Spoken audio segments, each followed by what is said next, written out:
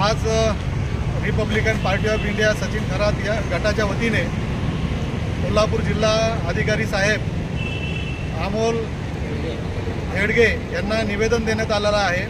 त्याचं कारण असं आहे की इचलकरंजीमध्ये यंत्रमाग कामगार यांची पगारवाढ होत नव्हती, पण काही दिवसापूर्वी काही वर्षापासून आम्ही मुंबई मंत्रालयामध्ये पाठपुरावा करून त्याचा GR काढला आणि तो 9 पैसे दरवाढ हा GR शासनाने लागू केला।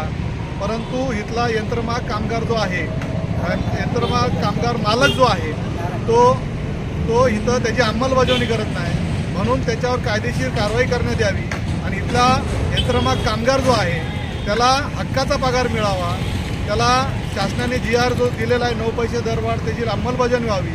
म्हणून आज सचिन खरात गटाच्या वतीने आज आम्ही या ठिकाणी निवेदन दिलं आहे आणि त्या निवेदन देत असताना इथले कोल्हापूरचे जिल्हा अध्यक्ष आकाश कांबळे, जिल्हा कार्याध्यक्ष हर्षद कांबळे, कामगार आघाडीचे जिल्हा अध्यक्ष तानाजी शिंदे, कामगार आघाडीचे उपाध्यक्ष दिलीप कुदळे आणि कामगार आघाडीचे जिल्हा खजिनदार सेक्रेटरी दगडू कांबळे हे सगळे पदाधिकारी महत्त्वाचे आज उपस्थित आहेत। आम्ही त्यांना सांगितलं आहे याची जर अंमलबजावणी नाही झाली, इथल्या जर यंत्रमाग मालकावरती जर कायदेशीर गुन्हा दाखल नाही झाला तर आम्ही येत्या काळामध्ये एक मोठं आंदोलन छेडू, असं एक निवेदन या ठिकाणी Republican party of India Sachin Kharat गटाच्या वतीने देण्यात आलेलं आहे।